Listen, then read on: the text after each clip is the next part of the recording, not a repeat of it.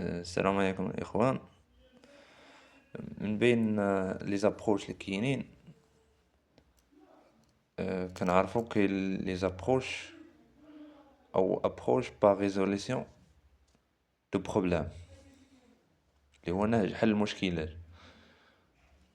وكاين بزاف ديال لي زابروش اللي كنعتمدو في تدريس مادة الفيزياء والكيمياء. دونك هاد لابروش باغ ريزوليسيون دو بروبلام كتعتمد على 5 إيطاب اللي هما مهمين. 5 إيطاب كما كتشوفوا هنا، لي زيتاب بوغ ابروش باغ ريزولوسيون دو بروبلام، نهج حل المشكلات. اول ايطاب اللي هي ايدونتيفيكاسيون لو بروبلام،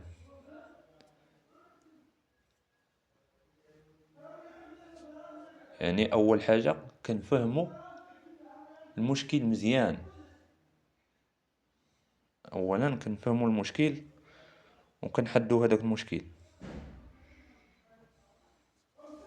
من بعد كاين فورميلاسيون ديبوتيز. فورميلاسيون ديبوتيز يعني كنقترحوا اولا كنصيغوا الفرضيات.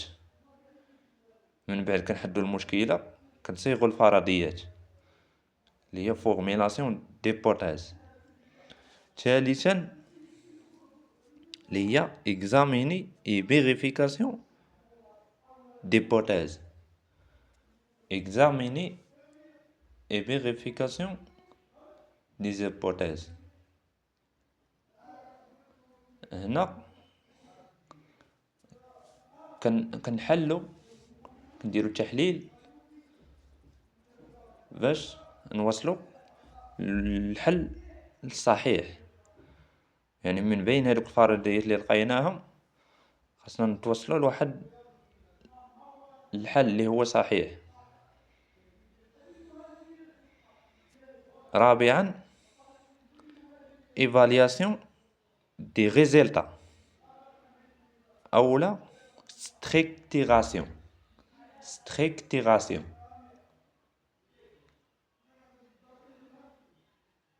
ايفالياسيون يعني كنشوفوا هنا الحل الانسب. صافي هنا كنتوصلوا للحل الانسب.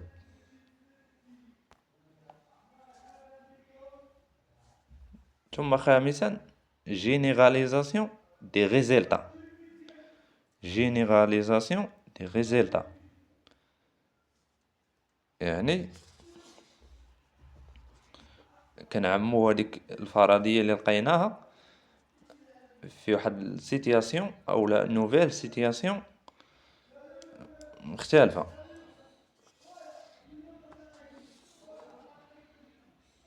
دونك هذا هو النهج حل المشكلات.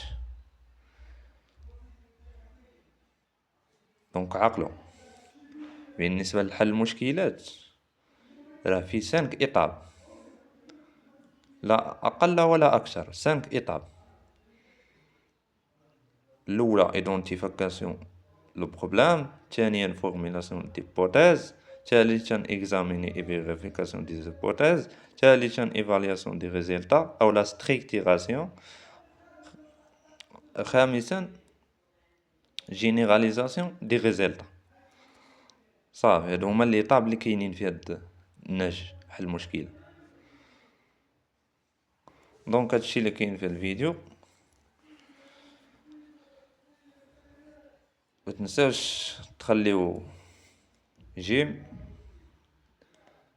الى عجبكم المحتوى. الفيديو الجاي نتلاقاو في حلة جديدة.